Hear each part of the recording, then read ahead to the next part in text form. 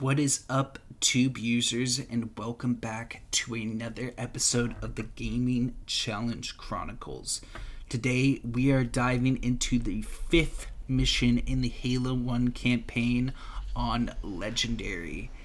This mission, I wouldn't say by far was the toughest, although it was pretty tough in comparison to the other levels. Because of some jankiness, I still think Truth and Reconciliation, I think that was the mission where you have to escort Captain Keyes, was tougher just because of how bad the physics are and you have to keep Captain Keyes alive. It just really made that mission not fun to play. But there was some jankiness to this level in particular, and I was able to work around it, and I was able to get past it eventually. But yeah, I did have to do some trial and error to get past this one. So the main problem I had was in this mission is the first time you get a tank, and I just remember playing this game back in the day, the tank was just this super overpowered vehicle that you would be able to use. But maybe I'm thinking of Halo 2 and Halo 3 where maybe the tank was better. I'll definitely get back into those campaigns at some point, but in Halo 1 the tank is not that great. The minigun on it is just so wildly inaccurate that it's basically unusable. You can get a couple enemies at close to medium range, but it's just so unreliable and so inaccurate that I hardly used it at all. And then the primary fire of the tank was also pretty inaccurate, although it's a pretty big explosion radius, so it wasn't super unreliable like the minigun, and it one-shots elites and stuff if you're able to get a good shot on them. So I was able to use it for that, and it does have better mobility than Master Chief himself, so it was good to get around the map. But other than that, I hardly used the tank at all, mainly because the tank itself is invulnerable, which is nice. It won't explode on you or anything, but it's tied to your health, so anytime your tank is getting shot, you're getting shot, and so you just become a bigger target in the tank. So it made it a lot more difficult to just do simple things like killing grunts and stuff in a tank, just because of how big of a target you are and how easy it is for the NPCs to fire at you. So I mainly used it for mobility because, you get a Warthog, you could get a Ghost, I guess, but I did think the tank was the best option just because it has the best potential at killing elites, which is the biggest challenge that I've come across so far in this playthrough. Is the elites are definitely the toughest. Hunters are a joke. Grunts are a joke. The shield guys can be a little tough if you don't have a plasma pistol to get rid of their shield, but they're still pretty easy to get down. So it just comes down to killing elites in this game, and I think that may change in the next episode, because the next episode is Guilty Spark 343, and that's where we meet the Flood, and that's one of my favorite missions in just any campaign in general. It's such a great blend of horror and first-person shooters. It's probably the scariest mission that Halo has ever done. I can't think of another mission that's has that scary element to it like Guilty Spark. But anyways, I hope you guys enjoyed this video. Make sure to leave a like if you do, comment, and definitely hit that subscribe button, and I'll catch you in the next one. Peace.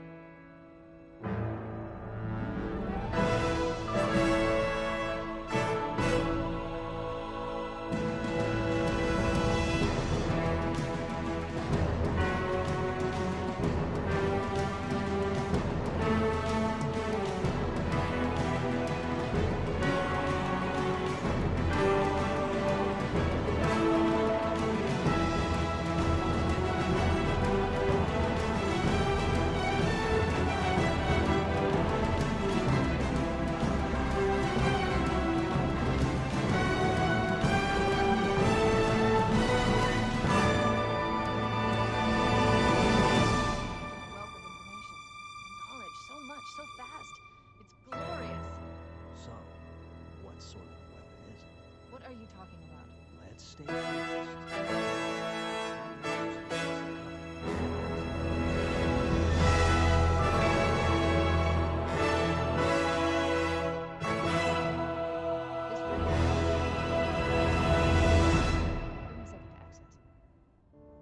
Yes, the Forerunner built this place, what they called a fortress world, in order to... Wait. No, that can't be. Oh, those Covenant fools. They must have known. There must have been signs. Slow down. You're losing me. The Covenant found something, buried in this ring